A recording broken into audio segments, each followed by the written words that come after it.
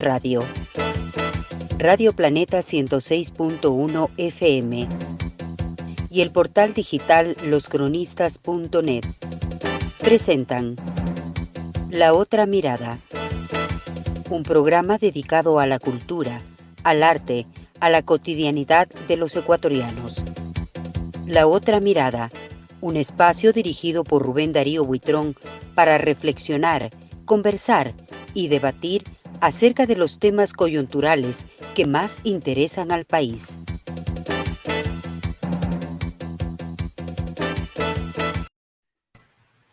Qué gusto verles, amigas y amigos. Luego del feriado de Carnaval, pues ya estamos de nuevo con ustedes. Como todos los días, La Otra Mirada a través de SR Radio Digital, esta estación que llega a todo el mundo a través de su señal. Y también estamos conectados con Radio Planeta FM 106.1, listos para iniciar la conversación del día. La conversación del día es con el doctor Damiano Scotton, que reside en Cuenca. Él es italiano, reside en Cuenca. Pero antes de darle el paso, queremos recordarles que ya les queda pocos días a quienes quieren escribir y quieren aprender, a los que quieren entrar, vivir la aventura de escribir. No se olviden que estamos receptando las inscripciones para el taller sobre crónica que se inicia este lunes 7 a las 6 de la tarde. Vamos a estudiar este libro, Batallas Personales, que comprende 50 crónicas y ustedes se van a enterar cómo se redacta, cómo se hace, cómo se produce, cómo se investiga para escribir crónicas e historias humanas, sobre todo humanas y sociales. El taller online de crónica se llama Así escribí mis batallas personales. Será tutoriado por Rubén Darío Buitrón, quien les habla, y por Cristian Espinosa Parra. Del 7 de marzo al 4 de abril están abiertas las inscripciones, así que aprovechen. En realidad estos días hemos estado, claro, un poco relajados por todo el carnaval, no nosotros, sino todo el país, pero ya tenemos la oportunidad de retomar los proyectos, los objetivos y los sueños. Y uno de los sueños que deben tener ustedes es, por supuesto, escribir. No hay nada más hermoso que escribir. El 099-272-3782 es nuestro teléfono y nuestro WhatsApp para que se comuniquen con nosotros, o también por correo electrónico a loscronistas17@gmail.com. Ahora sí, ahí está Damiano. Damiano le decimos buenas noches, Damiano, ¿cómo estás? Muy buenas noches, estimado Rubén. Muy buenas noches, obviamente, a todos quienes me estén escuchando. Acá muy bien, acá en Cuenca, con lluvia y con frío. Los carnavales se han estado Sí. con lluvia y con frío, pero bueno, mojado por mojado, ahí vamos. Acá también en Quito ha estado igual. Bueno, Damiano es magíster en Ciencias Políticas, Relaciones Internacionales y Derechos Humanos, máster en Derechos Humanos y Multilevel Governance. Ambos títulos obtenidos en la Universidad de Padua, en Italia. Damiano, por supuesto, es italiano. Actualmente se desempeña como docente de Ciencia Política, Relaciones Internacionales y Derechos Humanos en la Facultad de Ciencias Jurídicas de la Universidad de la SOY y es su director de su red de Política y Derechos Humanos. ¿Quién mejor con este currículum para hablar de un tema que nos está preocupando, que preocupa al mundo, que duele enormemente y profundamente al mundo, que es lo que yo tengo que llamar, como las cosas hay que llamarlas, la agresión rusa a Ucrania? Yo veo en algunos medios que ponen guerra en Ucrania. No hay ninguna guerra en Ucrania. Hay una invasión rusa a Ucrania. Seamos muy claros y precisos. Con eso empezamos, estimado Damiano, con un gran abrazo, y ya sabes que a partir de hoy cuentas con este espacio siempre que tú lo necesites, siempre que tú lo quieras. ¿Hay una guerra en Ucrania o una agresión rusa a Ucrania? Estimado Rubén, bueno, muchas gracias por la presentación. Y a ver, En derecho internacional hay algo que está muy claro desde que se terminó la Segunda Guerra Mundial y desde que existe la Organización de las Naciones Unidas, que es la guerra está prohibida. No hay por dónde perderse, es absolutamente claro. No hay ninguna causal, bueno, digamos, esto es una exageración, hay algunas causales de guerra, sí, pero muy específicas, pero no hay ninguna justificación para que un país arbitrariamente invada a otro. Claro. Así que, de hecho, y respondiendo a la pregunta, estamos frente a una agresión ilegal de Rusia hacia Ucrania. No hay por dónde perderse ahí. Ucrania no ha provocado a Rusia, no es una guerra de defensa, lo está diciendo Putin estos momentos, estos días, es una guerra de defensa, no hay agresión, Claro. ni siquiera hay plan de agresión, porque la idea, y eventualmente hablaremos de esto después, es que tal vez Ucrania podría entrar en la OTAN, podría tener sistemas de defensa de la OTAN, aunque eso es muy improbable que suceda, en su territorio, y eso podría poner en riesgo a Rusia, pero es muy Claro. nebuloso. No es algo que Claro. justifique una guerra. Yo cuando explico derecho internacional a mis estudiantes, les suelo hacer esta comparación bastante clara, ¿no?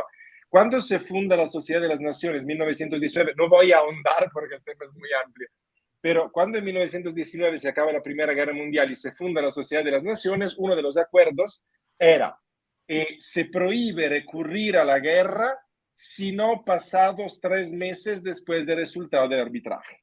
Es decir, cuando hay, digamos, inconvenientes, llamémoslos así, entre países, la guerra puede ocurrir, pero siempre y cuando hayan pasado 3 meses después del resultado del arbitraje y no estén de acuerdo. El Estatuto de las Naciones... Damiano, primero es el diálogo y luego es, bueno, ya aquí no hay nada que hacer. Exacto. Y se Claro, llega a la guerra. y entonces se llega a la guerra, ¿no? Exacto, pero eso es de Como la decía Sociedad de las Clausewitz, Naciones. la guerra es una continuación de la política. Exactamente. Pero eso es con la Sociedad de las Naciones. Cuando después se acaba la Segunda Guerra Mundial y ¿Ya? fundamos la ONU en la ceniza de la Sociedad de las Naciones, la ONU, el Estatuto de la ONU lo dice claramente, guerra no, prohibida, no hay formas, no hay justificaciones. Así que lo que estamos viendo es una, repito, agresión ilegal, injustificada de Rusia hacia Ucrania, de la cual Rusia tendrá que responder ante los organismos internacionales, porque lo que está haciendo, y no hay por dónde perderse, es un crimen internacional según el Claro, derecho internacional vigente. claro. Es un crimen de guerra, ¿no? Exactamente. Es decir, es un crimen, más que un crimen de guerra, es un crimen que se traduce en una guerra. O sea, la guerra en sí es un crimen, Es un la crimen, invasión claro. como tal es un crimen. Y con esto no quiero decir que no haya ningún tipo de justificación entendible, aunque no, que no compartimos obviamente, pero entendible por parte de Putin de sentirse amenazado, porque de ahí algunas. Y es lo interesante, ¿no? El tema de la OTAN que ya vamos a analizar. Sin embargo, estas justificaciones no justifican una guerra, justifican una molestia, justifican un intento Claro. de diálogo, justifican intentos de llegar a acuerdos con otros países, definitivamente no una guerra. Entonces, para poder entender qué es lo que está pasando en Ucrania y cuáles son estas preocupaciones, tenemos que dar un saltito atrás. Yo me fuera, Rubén, a dar un salto histórico para atrás, pero si es que obviamente prefieres dirigirte a otro lado, no hay ningún problema. Pero creo que es importante dar un pequeño salto histórico y ver qué es Claro. lo que pasó. Uh-huh. Mil disculpas. Cuando se acaba la Guerra Fría, estamos en 1991, 26 de diciembre de 1991 se disuelve oficialmente la Unión Soviética, la disolución se efectiviza el 1 de enero de 1992, desde ella no existe Unión Soviética, existe Rusia y otros países. La Unión Soviética incluía una serie de países que hoy en día llamamos países del este de Europa, como las 3 repúblicas bálticas, Estonia, Letonia y Lituania, lo que es Bielorrusia y lo que es Ucrania. Ucrania en particular, que es de extrema importancia para la Unión Soviética y también hoy en día para Rusia, por varias razones. Las más importantes, Ucrania es el granero de Rusia. Siempre lo fue a lo largo de la historia, ¿no? Aproximadamente el 70% de la población rusa vive en la zona este de Rusia, del país, en esa pequeña franja de Rusia europea. El otro 30% vive en el resto del inmenso territorio. Así que Ucrania abastece de comida a la mayoría de la población rusa, por un lado. Segunda parte es el tema de que Ucrania es estratégica porque tiene la península de Crimea. La península de Crimea, es que uno ve un mapa de Ucrania, es ese rombo, ¿no?, que tenemos abajo de Ucrania, en donde se encuentra la ciudad de Sebastopol, ciudad en la que está a la fonda la flota militar rusa, la gran flota militar rusa. Y esto porque Rusia no tiene grandes accesos marítimos. Nosotros podríamos pensar que sí, es un país inmenso, tiene una gran cantidad de costas. El más grande del la mundo. verdad es que exactamente, pero la gran mayoría de las costas de Rusia en realidad no son utilizables. Todas las costas septentrionales están congeladas, las costas orientales de Rusia están en parte con problemas climáticos, en parte con problemas geográficos o más bien geopolíticos, es decir, para utilizarlas habría que atravesar otros países no tan amigos de Rusia, como Japón, entre otros. Claro. Así que lo más conveniente en realidad es tener o ver lo que es la península de Crimea, el Mar Negro, que después tiene esa salida al Mar Mediterráneo a través de Turquía. Entonces, esas dos razones, no solamente eso, habría razones históricas, culturales, inclusive de origen. En Ucrania se origina lo que es Rusia como lo conocemos hoy, nace en Ucrania. Pero eso sería ahondar muchísimo. Pero estas dos razones en particular son las que hacen que Rusia dependa bastante de Ucrania, o más que depender, la necesite, y la necesite cerca. Además de que la ciudad de Kiev no está tan lejos, bélicamente hablando, de Moscú. Digo bélicamente hablando porque geográficamente obviamente sí, pero a nivel bélico un misil en Kiev llega muy rápidamente a la ciudad de Moscú. Entonces, claro, preocupa, ¿no? Preocupa bastante. Entonces, todo esto hace que Rusia tenga la mirada puesta en Ucrania. Y cuando se termina la Guerra Fría, y Ucrania, lo recuerdo, era parte integrante de la Unión Soviética, ¿no? Para quienes nos escuchen que de repente no manejen bien esta parte histórica, en el este de Europa teníamos países bajo la influencia soviética, Polonia, Checoslovaquia, Alemania Este, entre otros, y teníamos países parte de la Unión Soviética, decía Ucrania, las repúblicas bálticas, Bielorrusia. Se termina la Guerra Fría, se independiza Ucrania, se independizan las repúblicas bálticas y la Unión Soviética, en su momento Rusia, hace un acuerdo con los Estados Unidos en particular, pero es un acuerdo no escrito, no es un tratado, es un acuerdo conversado llamado Primeros Acuerdos de Minsk. Y en este acuerdo lo que se señala con mucha claridad es los países que eran parte de la Unión Soviética no entran en la OTAN. Eso es lo que debía quedar claro desde un comienzo. La razón de esto es en realidad lógica y es lo que yo decía antes. Entrar en la OTAN a países que son fronterizos con Rusia, que tienen tanta cercanía, además con su capital, con el área más poblada de Rusia, es un peligro. Se podría la OTAN poner armamentos allá, se podría poner misiles allá, se podría preparar una invasión. En fin, no es lo mejor, pero es bastante lógico. Y el presidente Putin, no me acuerdo si era Putin o si era Lukashenko de Bielorrusia, pero bueno, decían con razón, es como si en México, o si es que México fuera un gran aliado de Rusia, de la Unión Soviética durante la Guerra Fría.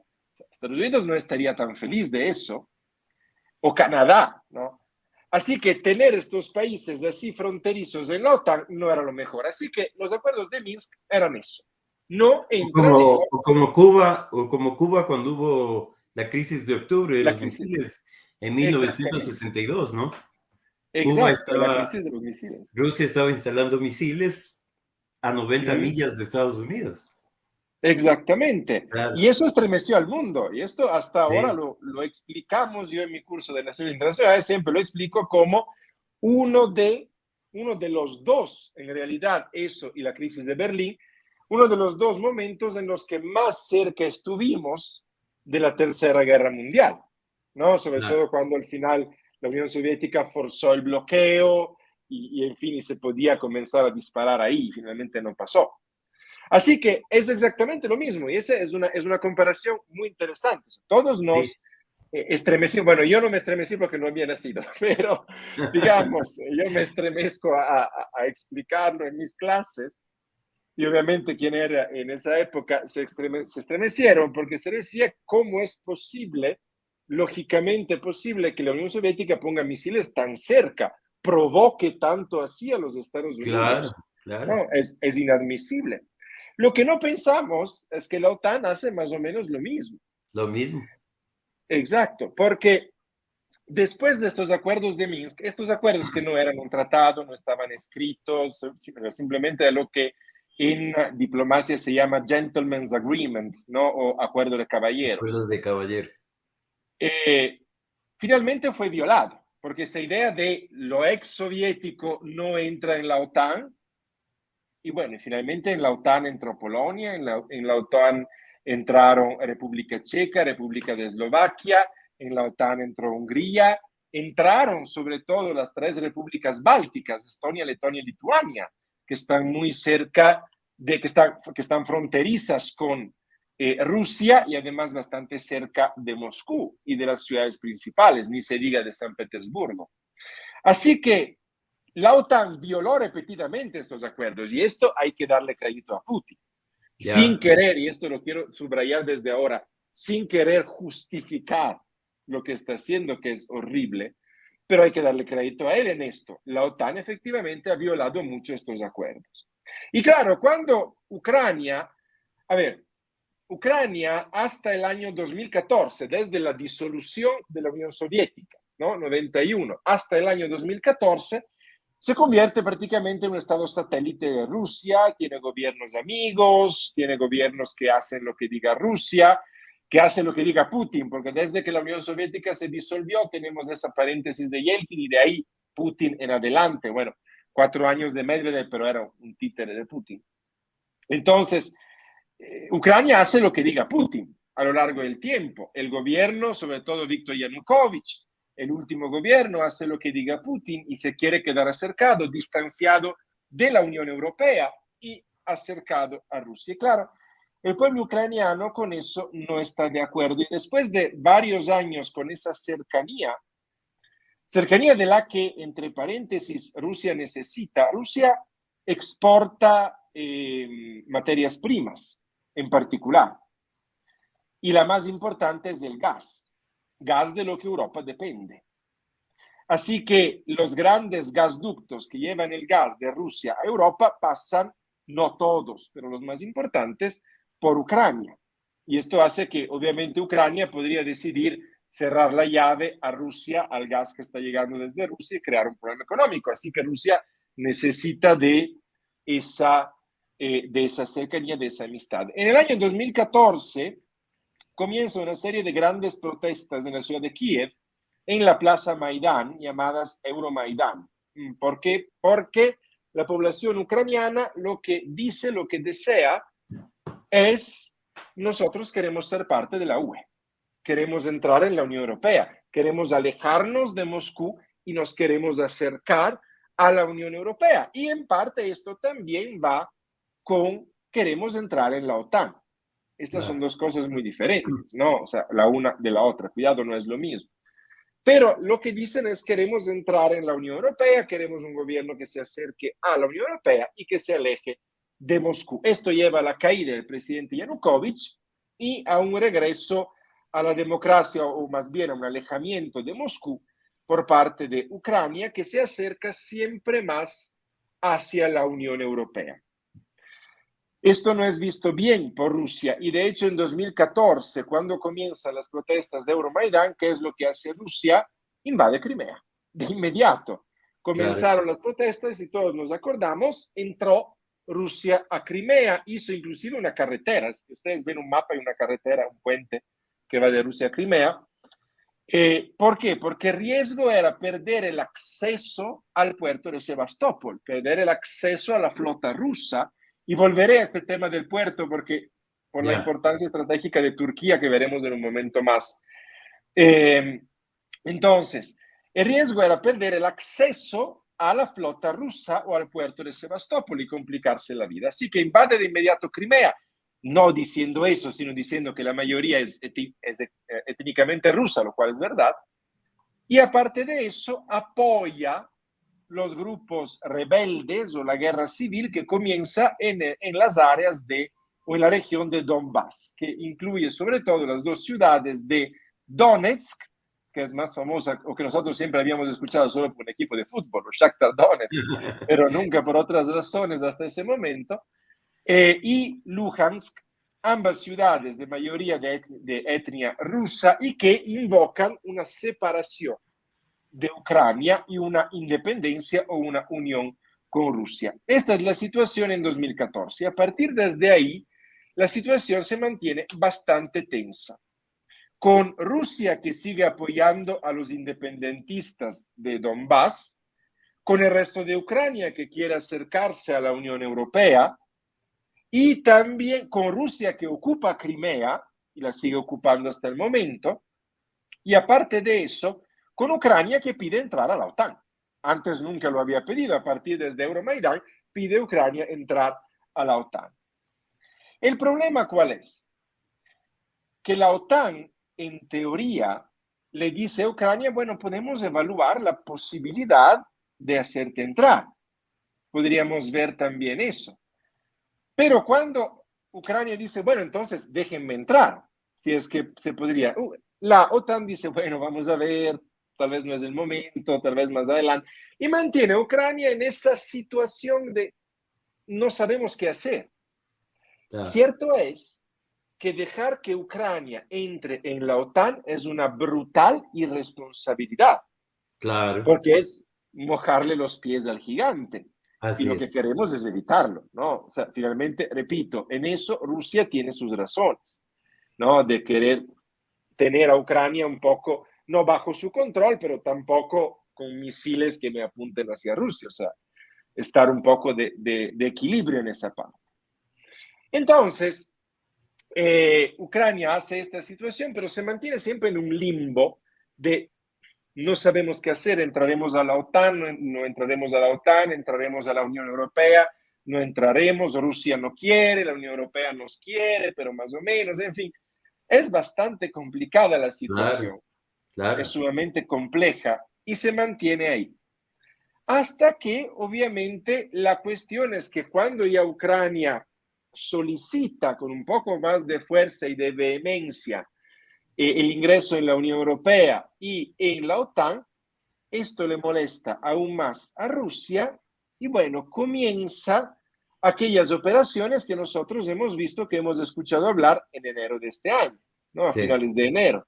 Ejercicios bélicos en la frontera entre Rusia y Ucrania. No es la primera vez que pasaba, de hecho ha pasado en otras ocasiones, estos actos de provocación. Y todos nos esperábamos que esto fuera exactamente lo mismo. En algunas entrevistas que yo di previas, cuando todavía no se sabía qué es lo que estaba yendo a pasar, ¿no? Yo y muchos colegas, diría la gran mayoría, todos dijimos, tranquilos, porque una guerra no va a haber. Tranquilos, porque Putin es un estratega, Putin es una persona muy inteligente, es una persona calculadora.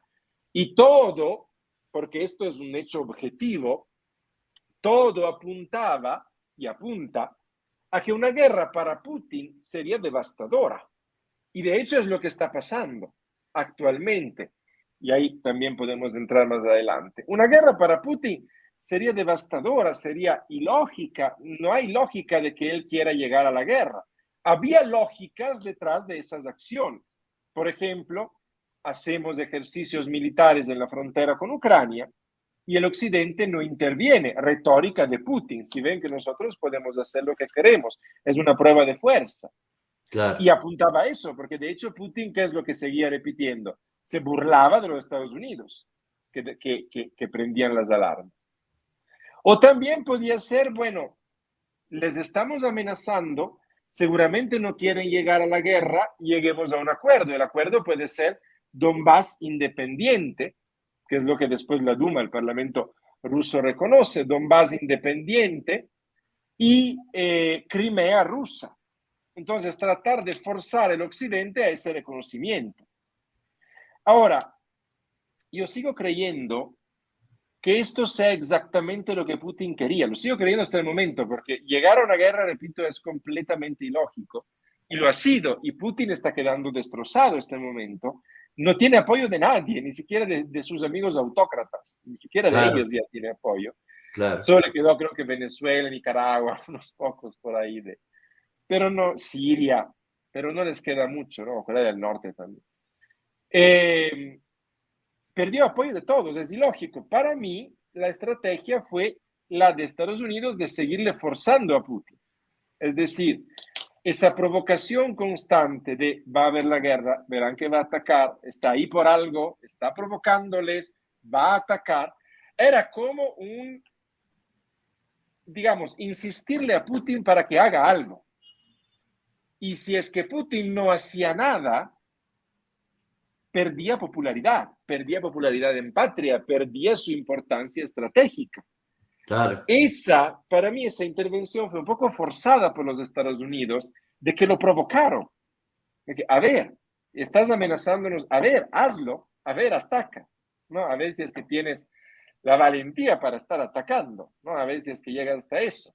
Y yo hice esta comparación hace algún tiempo. Putin es un malabarista que se cayó de la cuerda floja y este rato está tratando de caer en el colchón y no en la tierra, ¿no? No le fue como él quería la estrategia, definitivamente. Yo sigo convencido de eso.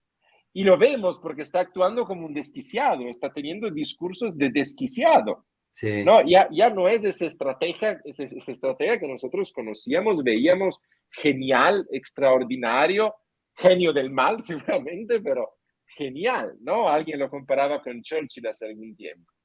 Incluso hablando cosas tan absurdas como que Ucrania es un país creado a dedo, dice, ¿no? Cuando Ucrania es un país que estaba antes de Rusia. Exacto. Claro, y Es la más, otra que dice es que, claro, y lo otro que dice es que Ucrania es un país neonazi, o sea, son argumentos absolutamente frágiles, absolutamente deleznables, fáciles de tumbar porque no son ciertos. Exacto, son argumentos completamente ilógicos. Una afirmación que decía era, vamos a hacer caer ese régimen de drogadictos y nazi. Y cito a Putin. O sea, está fuera de su cabeza. Ahora, lo que sí nosotros podríamos pensar, tratando de entrar en la cabeza de él, aunque este rato es difícil, bastante difícil. Estaba leyendo justo un artículo en un periódico italiano el día de ayer o de hace 2 días, en donde se señalaba que la gran preocupación en este momento de Estados Unidos es entender si es que Putin está enfermo. Efectivamente está enfermo. Pero lo que deberíamos tratar de entender tal vez ahí es que ese discurso no está dirigido a nosotros. Claro. Ese discurso no está dirigido a el occidente, no está dirigido a Ucrania. Ese discurso es un discurso interno. Es decir, está dirigido a la población rusa, sobre todo aquella población de donde llegan los soldados. Recordemos que los soldados de Rusia no llegan de Moscú ni de San Petersburgo.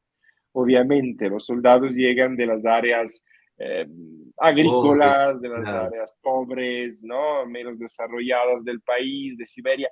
Llegan de aquellas áreas. Así que personas con una formación bastante menor y con una, digamos, que creen más fácilmente a lo que diga en este caso el líder, en este caso Putin.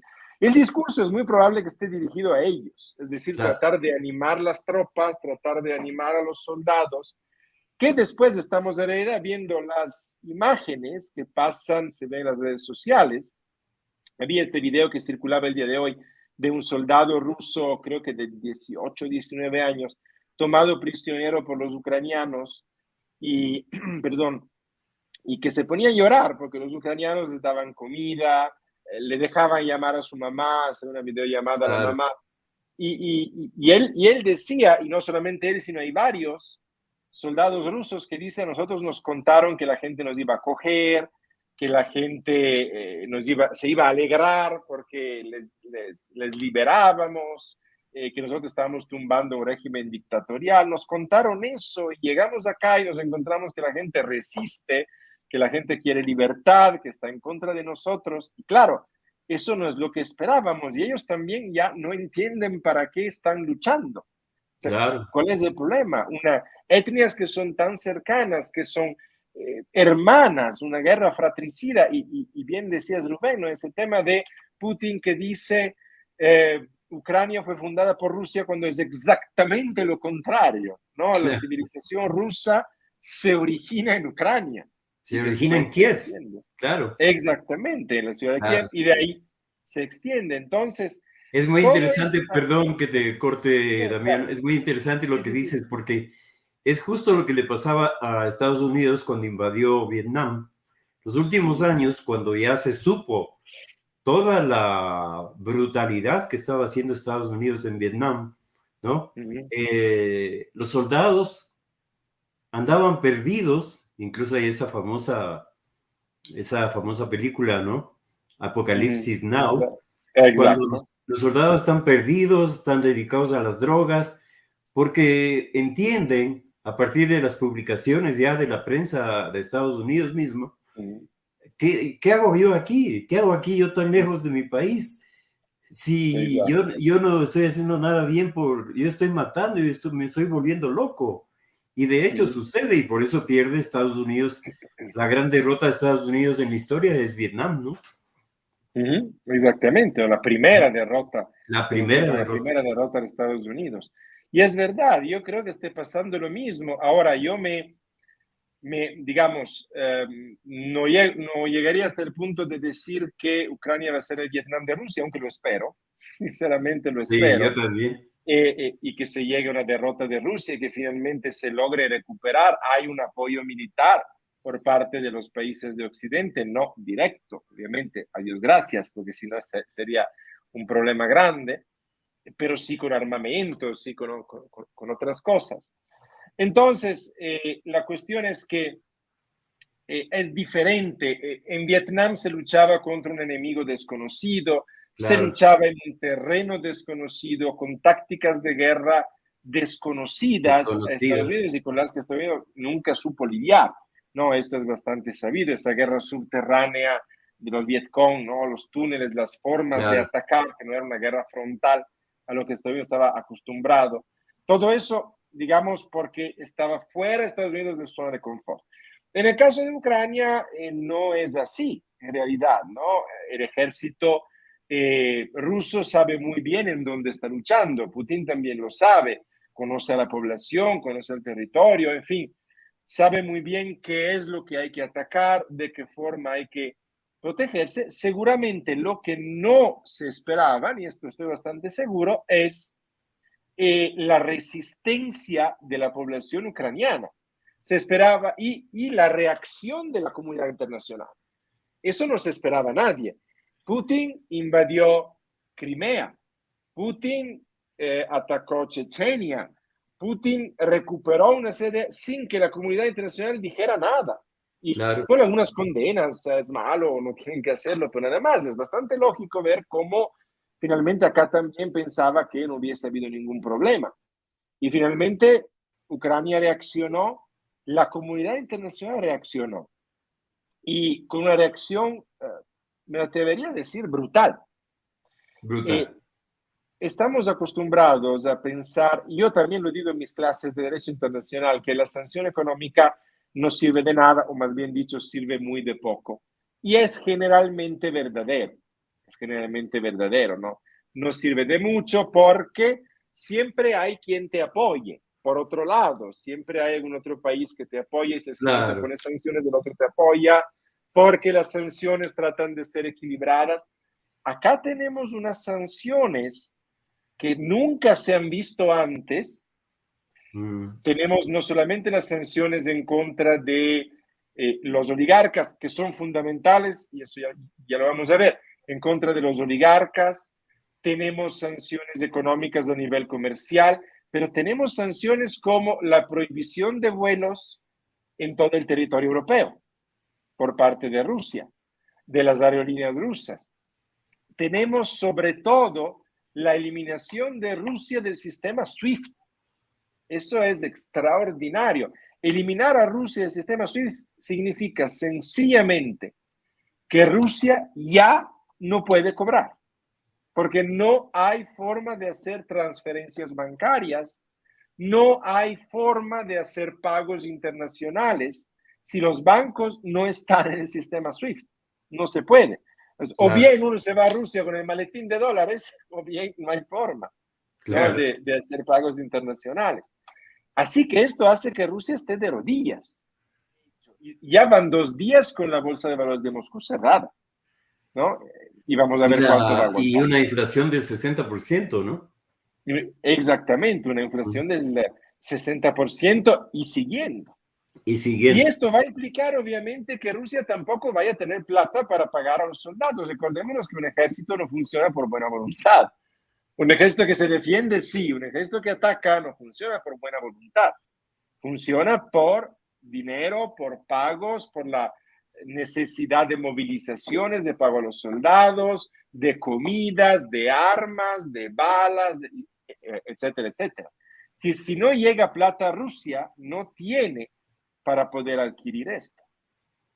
Entonces, Según leí, claro, son 20.000 millones de dólares que necesita diarios para sostener la guerra, ¿no? Y no tiene, exactamente. y no tiene. Y no tiene, y no tiene, y va a tener siempre menos. Y esto nos lleva a otro punto.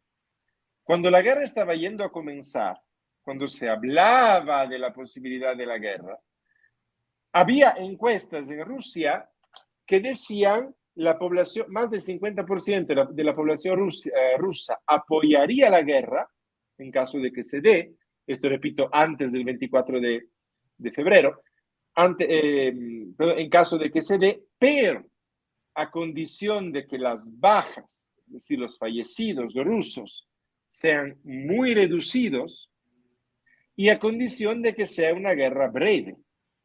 Esas dos condiciones eran las que se habían puesto claramente para que haya un apoyo de la población rusa hacia Putin en esta guerra. Ya vamos a más de una semana Claro. de guerra. Ya no es una guerra breve. Kiev está cercada desde el día 3 o el día 4, si no me equivoco, y no la toman todavía. Ajá. Obviamente estamos a la espera de que eso pase. Creo que lo más probable es que vaya a ocurrir. No quiero ser pájaro del mal agüero, pero desafortunadamente es lo más probable. Pero Kiev no está siendo tomada. Las bajas rusas son bastantes. Ahora, no sabemos cuántas son, porque no hay que creerle ni a quien defiende ni a quien ataca. Cada uno pone números para tratar de animar a sus soldados, ¿no? Entonces, Ucrania dice 2.500 bajas o más, creo que hasta los últimos boletines decían 3.500, 4.000 bajas. Los rusos hoy día dijeron casi 500 bajas. 500. No hay que creer ni al uno ni al otro, que obviamente Ucrania dice que son muchas para animar a la gente y Claro. Rusia dice que son pocas para hacer lo mismo. Pero, digamos, estamos en el medio, ¿no? O sea, creo que el número ya es bastante alto, el número ya es Exacto. notable para una guerra que no se justifica, que la gente no entiende, que los mismos rusos no están entendiendo y que ya se está demorando. También porque ahora se va a tomar Kiev y la pregunta es después qué se va a hacer. Se tomó la capital, pero ¿qué se va a hacer con todo el oeste de Ucrania? Entonces, que este momento no es un frente de batalla, pero podría convertirse en eso. O Putin va a dejar ahí, toma Kiev y se despreocupa de Ucrania. Es decir, armó tanto lío para después despreocuparse, ¿no? Claro. Entonces, no creo que sea eso lo que pase. Ha de querer avanzar, la resistencia va a aumentar, el apoyo internacional también. Entonces, este momento, Putin, o sea, está perdiendo el apoyo en patria, está perdiendo el apoyo de su gente, está realizando acciones claramente contraproductivas para él, que no tienen ninguna lógica. Y todo esto dijéramos, bueno, chévere, esto ya entonces nos lleva a protestas que le tumban a Putin. Bueno, no, No, no, desafortunadamente no. Las protestas populares no tumban a los dictadores, casi nunca en la historia, o claro, prácticamente nunca en la historia. Son las circunstancias las que tumban a los dictadores, claro. son un cambio de sistema político, de formas, no, de La forma política, de economía, varias cosas. La economía, son varias cosas. Y ahí vuelvo a lo que estaba diciendo antes. Es fundamental lo que se está haciendo de golpear directamente y fuertemente a los oligarcas rusos. Porque si es que alguien le puede tumbar a Putin, son los oligarcas rusos. Ellos claro, saben que todas estas, nosotros nos reímos un poco, ¿no? Yo también me río cuando dicen se bloquearon los yates de los oligarcas y los aviones privados y los pasaportes dorados que se les llama. Yo les diría, bueno, ¿y eso qué? O sea, hay gente que está muriendo y eso claro, qué pasa. Eso es fundamental.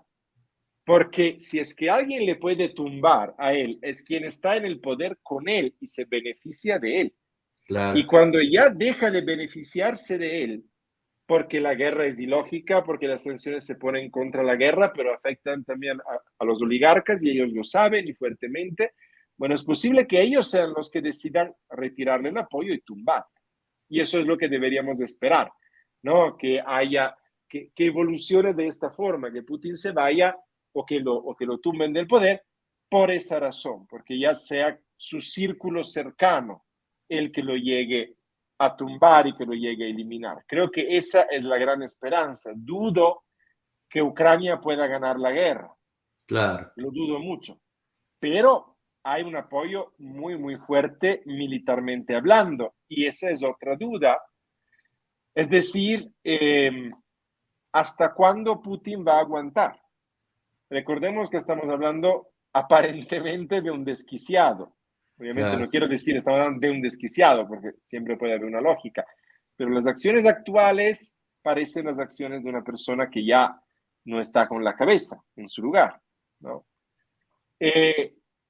Y Europa no está atacando directamente a Rusia, no está combatiendo con sus tropas en Ucrania, y de hecho el presidente Macron hoy día dijo, nosotros no estamos en guerra con Rusia, pero está dando armamentos, pero está dando experticia, pero está dando suministros, es decir, está apoyando activamente a Ucrania en el conflicto, ¿no? Suministrando armas. Así que la cuestión es hasta cuándo Putin va a aguantar y cuándo ya va a reventar y a enojarse por ese tema, ¿no? Hasta el momento está manteniéndose en un equilibrio, pero ¿cuándo va a enojarse? Y cuando se enoje, ¿qué va a pasar? Esa también es otra cuestión, claro, ¿no? Porque ya no sabemos bien qué pensar, tampoco de él. Yo sigo diciendo, no creo que vaya a llegar una tercera guerra mundial, no va a llegar por el occidente seguramente, pero ya de Putin no sé qué pensar. Obviamente, no se me asusten quienes nos escuchan, o sea, creo que estamos, digamos, todavía bastante lejos de eso, claro, pero no sabemos cuáles van a ser las acciones de Putin en este momento, ¿no? Y eso es lo que estamos observando todos con bastante cuidado y con bastante atención, ¿no? Y por eso es que los ojos están puntados todos sobre Ucrania, ¿no? Solo se habla de Ucrania, siempre hablamos de Ucrania, pero es por eso, o sea, es finalmente porque se está decidiendo en estos días, bajo nuestra mirada, los futuros equilibrios geopolíticos del mundo. ¿Quién va a salir de esta y cómo es después cómo se va a dividir el equilibrio de poder en el mundo? Rusia va a salir debilitada, como sea que lo pongamos, Putin por lo menos, ¿no? No porque ya ha sido abandonado por todos, inclusive por China. China se abstuvo en la votación de la ONU, no votó a favor de Rusia, ¿no? O sea, en contra de la moción. China está diciendo en varias ocasiones que hay que respetar la soberanía de Ucrania. China, el gran aliado de Rusia, bueno, es un aliado de odio y amor. Sí, no es un Claro. aliado, digamos, tan apreciado, pero es un gran aliado, un aliado que Rusia necesita. Los talibanes, que el día de hoy yo me moría de la risa, justo creo que era media hora antes de esta entrevista, leí la noticia y tuve que buscarla en varios sitios para confirmar que no fuese algo de chiste. Los talibanes de Afganistán que invocan al respeto de la vida humana, que invocan a acabar con la violencia, los talibanes que acaban de tomar el poder con la violencia de una forma Claro, brutal, ¿no? claro. Turquía, que acaba de activar el acuerdo de Montreux, que es, en resumidas cuentas, es un acuerdo que prevé que todos los países que tengan costas en el Mar Negro tengan derecho, sí o sí, a pasar por, y aquí sí no sé en español cómo se dice, pero por los estrechos del Bósforo y de los Dardanelos, tal vez no sé en español exactamente. Sí, Perfecto. A pasar por los dos estrechos. Todos los países fronterizos del Mar Negro que tengan costas de allá tienen derecho a pasar. A menos que, dice la convención, un país haga una guerra de agresión, un país use aquel paso para fines agresivos, en cuyo caso se le puede prohibir el paso. Y Turquía, cuyo gobierno es otro autócrata, tal cual claro, Putin, claro. ¿no? Erdogan es otro Erdogan. terrible, acaba de activarlo en contra de Putin. Putin está solo. ¿Quién se queda con Putin? Se queda Siria, que está destrozada, se queda Venezuela, se queda Nicaragua, que bueno, tiene la utilidad que sea para él. Se quedan muy pocos y no son países de aquella relevancia que uno podría decir, bueno, pueden cambiar los destinos. ¿Y Rusia está solo. qué pasa con Irán, Damián? A ¿El ver, papel de Irán cuál es ahí? Irán en este momento, digamos, frente a esta situación y a la votación de la ONU, de hecho se abstuvo.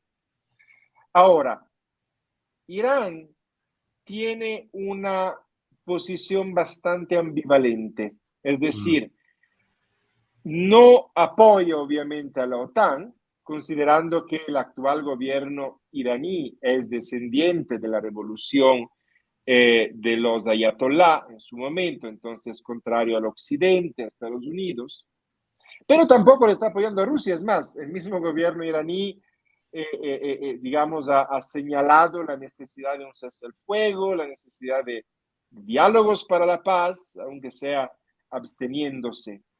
Y esto, repito, es interesante porque son todas áreas en las que Rusia contaba como apoyo claro, internacional, claro. sobre las que contaba como apoyo internacional y sobre las que trataba de mantener cierta hegemonía. Este momento, yo no me quiero exponer sobre qué es lo que va a pasar, porque es tan imprevisible qué es lo que va a pasar con Irán, qué es lo que va a pasar con otros países, porque es tan imprevisible que realmente no lo sabemos. Lo único que podemos ver es el análisis de los hechos. Irán es un país estratégico, Claro, es un país de utilidad para Rusia, sobre todo para un acceso a toda la zona del Golfo Pérsico y las áreas meridionales. Entonces, lo necesita de esa cercanía que está perdiendo porque este momento no la tiene con nadie. Así que cuáles vayan a ser los movimientos lo desconozco, pero este momento una abstención no equivale obviamente a un apoyo a la moción, claro, ¿no? Que era de la ONU, no equivale a un apoyo, pero sí equivale a una condena de la acción de Putin claro. y a una falta de apoyo de estos gobiernos hacia Putin. Entonces, hace algún tiempo me estaba preguntando, pero ¿cree que China efectivamente vaya a dejar de comerciar con Rusia? Claro que no, lo va a seguir haciendo. A China le importa muy poco que Claro. haya una guerra en curso. pero la cuestión es que no haya un apoyo expreso, significa y que se señale la necesidad de bajar un poco el tono de parte de China, que es otra que no se preocupa de violar los derechos humanos, lo ha hecho siempre y lo sigue Toda la haciendo, vida, claro.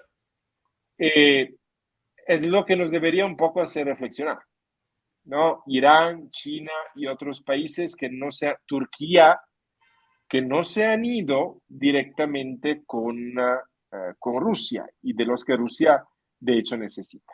Así que es bastante complicado ahí de entender y repito, la cuestión son los equilibrios que puedan surgir de esta. No, lo que nosotros tenemos que ver es qué tipo de equilibrios van a salir después de esta situación. Yo creo que China esté apuntando a un papel internacional más fuerte, pero legalizado. Legalizado porque yo no le apoyé a Rusia. Legalizado y apoyado tal vez por los mismos Estados Unidos. En este momento, Ucrania, lo sabemos, acaba de solicitar un procedimiento de urgencia para unirse a la UE y obviamente todos con los brazos abiertos, pero acaba de hacer lo mismo también Turquía y también Georgia. Y esos dos son grandes problemas, sobre todo porque Turquía se lleva décadas pensando o discutiendo a veces que entra o no entra en la UE. Claro. No se decide, no se llega a una decisión, o sea, entrará o no entrará, la UE no quiere, la UE quiere. La UE dice, bueno, pero tienen que respetar los derechos humanos, por lo menos es que quieren tratar de entrar con nosotros. Y ahora Erdogan tiene una carta en sus manos que es fuertísima, diciendo, a ver, yo les apoyé, yo le bloqueé a Putin, yo activé el acuerdo, ahora ustedes también tienen que hacer su parte y dejarnos entrar. Entonces, ¿qué tipo de equilibrios va a haber después en la Unión Europea? Es ¿No? importante decir también que en Turquía están las bases nucleares de Estados Unidos, ¿no? Eso es bastante Exactamente, importante. Claro, porque es miembro de la OTAN, porque Turquía es miembro de la OTAN. claro, Entonces, Turquía lo que quiere es entrar a la UE. Turquía siempre ha tenido muy buenos acuerdos y una muy buena relación con Rusia. Por eso es que Rusia nunca se ha preocupado de Turquía o del hecho de que Turquía sea miembro de la OTAN, porque la relación es muy buena entre Turquía y Rusia. De hecho, es más, la misma intervención rusa en Siria, en su momento en apoyo al gobierno sirio, en contra de los rebeldes, pero también en contra del Estado Islámico, se debía a eso, cuidar las fronteras turcas, claro. a Rusia y seguir garantizando a Rusia la capacidad de, o la seguridad de que, seguirle garantizando a Turquía la seguridad de que Rusia te va a proteger. Y eso, en cambio, Turquía asegura el paso de la flota. Esto es lo que no está pasando. Yo estoy seguro de que esto le está preocupando muchísimo a Putin en este momento, porque ya no tiene acceso. ¿Qué hace con toda la flota militar? Da vueltas por el Mar Negro, le va a servir de muy poco. Entonces, esa es otra cuestión bastante interesante. Ahora, Así que, sí, no, perdón. sí, Damián, ¿cómo, ¿cómo hacemos que toda la población o la mayoría de la población ecuatoriana entienda mejor el problema, cuál es la crisis, cuál es el problema? Todo lo que tú nos acabas brillantemente de explicar en casi una hora, brillantemente, hay gente que no entiende. Hay gente que cree que, primero, que Putin es comunista, que Putin es de izquierda, que por tanto Putin es amigo de Correa, Putin es amigo de Venezuela, de Nicaragua y de Cuba. México, como siempre, ni frío ni caliente, Ambiguo, exacto. ambiguo con el cuento de que es neutral, pues México abusa totalmente de esa condición. Pero el tema es que hay mucha gente que no entiende y cree justo ese argumento tan simple que es que, bueno, si a ti te ponen de vecino a tu enemigo, de vecino de tu casa, a tu enemigo mortal, lo que vas a hacer primero es reaccionar y decir, a ver qué pasa aquí. Entonces, si te ponen misiles en México, en la frontera norte de México, o de nuevo en Cuba, entonces Estados Unidos haría exactamente de lo mismo que Putin. Exacto, ¿No es cierto? exacto. Entonces, Exactamente. ¿Cuál es el problema? El problema y eso es lo que yo estaba diciendo, es decir, es de riesgo. El problema es que Ucrania no está en la OTAN, podría estarlo, pero no lo está. No hay misiles en Kiev, podría haber, pero no los hay. No hay bases de la OTAN en Ucrania, podría haber si es que entrara, pero no las hay. Es decir, toda la táctica de Putin se está basando en el podría, pero no hay. Tal vez, pero no. Se está basando en esto. Y esto es un poco lo arriesgado, o sea, y esa es un poco la cuestión. No se puede invocar defensa propia, que es de hecho una Claro, razón para la guerra, la defensa propia. No se puede invocar defensa propia cuando no hay nada que justifique que aquella te defensa amenace. propia. Claro, Y es lo mismo de la invasión estadounidense en Irak, de la Segunda Guerra del Golfo. Porque ahora yo escuché esas discusiones que a mí en lo personal no me gustan, ¿no? Que es de por qué hablan de Ucrania y no hablan de Irak y no hablan de de Palestina y no Siria y de hablan de Yemen, Yemen, de y de, Siria. Porque siempre hablamos de esos temas, y los seguimos y de Israel conversando. contra Palestina también, ¿no? Exactamente, porque de esos temas siempre hablamos. Y son temas de verdad casi más complejos de eso, pero son temas que no llegan a cambiar los equilibrios geopolíticos como lo va a hacer Ucrania. Claro, Entonces, toda esta situación o del por qué no se habla o del por qué no es y por qué hablamos solamente de Ucrania, se dirige a eso. La guerra de Putin es una guerra directa de agresión ilegal y ahí no hay por dónde perderse. De ahí, como decía, esa simplicidad, entre comillas, porque no es sencillo, pero de entender este conflicto. Es que uno hablar del conflicto israelo-palestino, bueno, es un conflicto donde hay parte y parte, y hay que claro, ser sinceros allá, donde hay culpas del uno y culpas del otro, sí, donde se puede apoyar un bando del otro, pero las culpas son recíprocas. Acá estamos frente a una Ucrania que se defiende de un país invasor.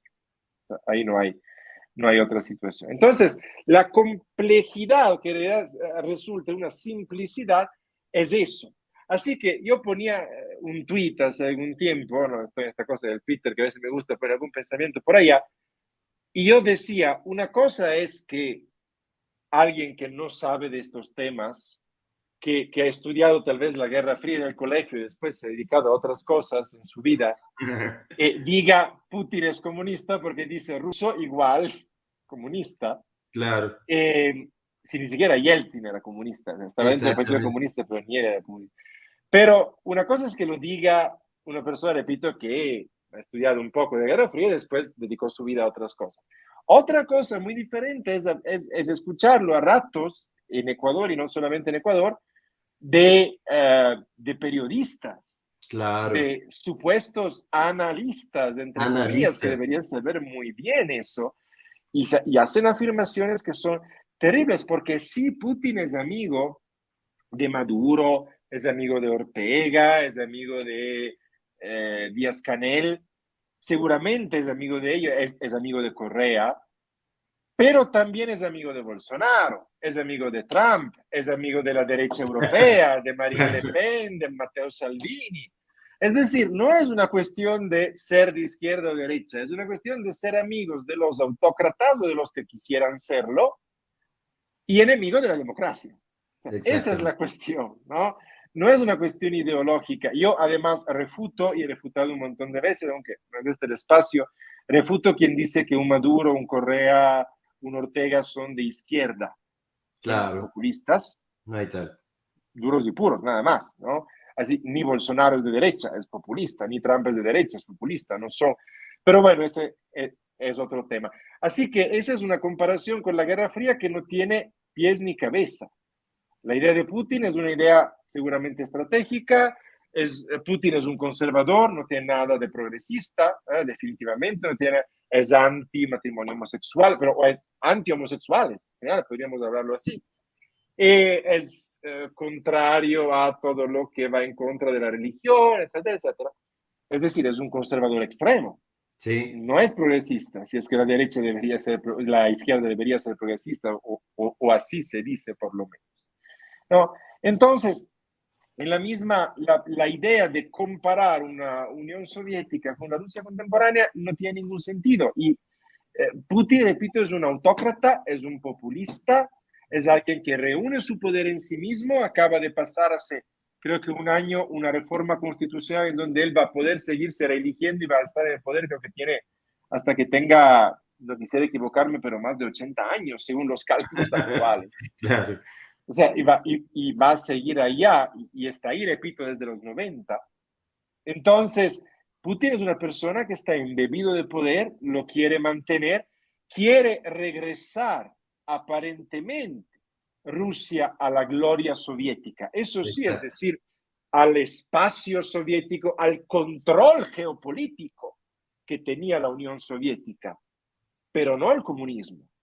Putin no está con ninguna intención de volver al comunismo, y compararlo con el comunismo no tiene pies ni cabeza. Más bien es un discurso muy parecido a cómo Hitler se fue configurando como el gran líder de Alemania, porque era recuperar el Reich, recuperar el imperio austrohúngaro, Exacto. etcétera. ¿Ah? Y expandiéndose así, ¿no? Entonces, yo estoy en contra del simplismo, es decir, de como ya pasó, entonces vuelve a pasar. La historia hay que considerarla bajo las circunstancias, no bajo simple repetición. Pero es muy interesante lo que algunos decían, ¿no? Es decir, toda la política llamada de appeasement o de, no sé en español cómo sería, pero bueno, de dejar hacer, ¿no? De laissez-faire, ¿no? Dejar hacer a Hitler que tomó en su momento Chamberlain, el primer ministro de Reino Unido, que era, bueno, Hitler quiere expandirse, dejemos lo que haga, porque si no vamos a la guerra, dejemos que vaya. Y entonces, anexión de Austria, de Sudetenland, del puerto de Memel, etcétera, etcétera, etcétera. Todo eso finalmente llega a la invasión de Polonia, que hace comenzar la guerra. Entonces, lo que algunos decían, y Chechenia, y el Donbass, y Crimea, ¿no? Todas estas anexiones de Putin sobre la comunidad internacional, no dijo nada, y a algún punto tenía que reventar. Claro. Así como Hitler pensaba decir, bueno, invado Polonia, ¿no? Había el acuerdo con la Unión Soviética de Hitler, mitad Polonia a Alemania, mitad a la Unión Soviética. Y así como Hitler decía, bueno, yo invado Polonia, la Unión Soviética entra, nadie va a decir nada porque nunca me han dicho nada, es probable que Putin tuviese un pensamiento parecido. Yo invado Ucrania y nadie me dice nada porque nunca me dijeron nada, porque saben que la alternativa es la guerra total. Y finalmente no reaccionamos así. A Dios gracias, el Occidente se despertó.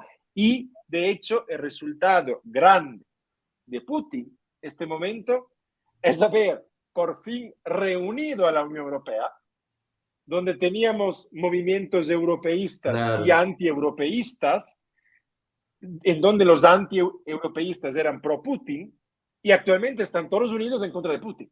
O sea, Claro. unimos a la Unión Europea, unimos a los europeos, unimos a la OTAN. O sea, hizo un efecto exactamente contrario al que se supone que él debería estar deseando, en teoría. Incluso se le da una tribuna a Biden, cuya popularidad no era muy buena, no era muy consistente, pero hoy tuvo un discurso absolutamente radical, un discurso fuerte. Extraordinario. Claro, claro. Muy fuerte el día de hoy. El Entonces, discurso de entonces ayer sobre el Putin Estado le de la hizo Unión un gran también. favor a Biden también Claro, y y le le hizo perjudicó surgir. a su amigo Trump. Definitivamente, porque el mismo Trump Trump lo que ha dicho cuando comenzó la guerra es sustancialmente Putin hizo bien. Sí, De hecho, hizo eso. O sea, si es que un país te amenaza porque es fronterizo, está bien. O sea, Trump dijo, Putin hizo bien. Y con la popularidad con la impopularidad que tiene en este momento la guerra, en donde todos, conservadores, progresistas, etcétera, etcétera, están en contra de esta guerra, la gran mayoría, la popularidad de Trump va a caer en picada entre los republicanos, porque ellos nunca van a estar aceptando estar por el lado de Putin. claro, Hacer subir la de Biden o al menos hacerle caer a Trump, que claro. tenerlo en el gobierno le convenía a Putin. Así que vuelvo a repetirlo, no sé a qué juego está jugando Putin, pero este momento dudo que haya un juego. Y este momento, mi suposición, repito esa comparación, se cayó de la cuerda floja y solo está tratando de caer en el colchón. Creo que está tratando de hacer eso porque no hay otra razón detrás de todo lo que está haciendo, desde mi perspectiva. Excelente, excelente tu argumentación, Damiano. Muchísimas gracias. Nos has abierto mucho, mucho la mente, nos has enseñado mucho y de eso se trataba, buscar un especialista de la profundidad y de la claridad que tienes tú. Así que muchísimas gracias por haber aceptado la invitación a este programa. Te seguiremos invitando conforme vaya transcurriendo este conflicto, esta invasión, y eres amigo ya de esta casa, de La Otra Mirada y de SR Radio. Nosotros te consideramos un brillante analista y te damos unas gracias inmensas porque este tipo de análisis, no el que hacen muchos periodistas, sino este tipo de análisis son los que realmente la gente agradece porque son esclarecedores, son puntuales y son bastante pragmáticos, ¿no? No están especulando, son pragmáticos y se habla sobre los hechos. Muchísimas gracias, Damiano, y nosotros queremos agradecer a quienes nos escuchan y nos ven también. No se olviden de entrar al portal digital loscronistas.net, donde siempre tenemos información adecuada, información oportuna, información de última hora. Y no se olviden tampoco del taller online de crónica, Así escribí mis batallas personales. Será dedicado este taller a un libro que compila 50 crónicas y del cual los tutores, Cristian Espinosa Parra y Rubén Darío Buitrón, van a hablar y lo van a desglosar y van a decirnos en esta hermosa aventura que es de leer y escribir, cómo se escribe una crónica, cómo se escribe una historia. Muchas gracias a todos y vamos a ver cómo siguen transcurriendo los hechos. Damiano, una vez más, un gran abrazo para ti. Muchísimas gracias, Rubén. Gracias a todos quienes nos escuchan. Ha sido extraordinario realmente todo lo que hemos escuchado. Muchas gracias. Muchísimas gracias. Gracias a todos y una buena noche. Gracias. Un abrazo.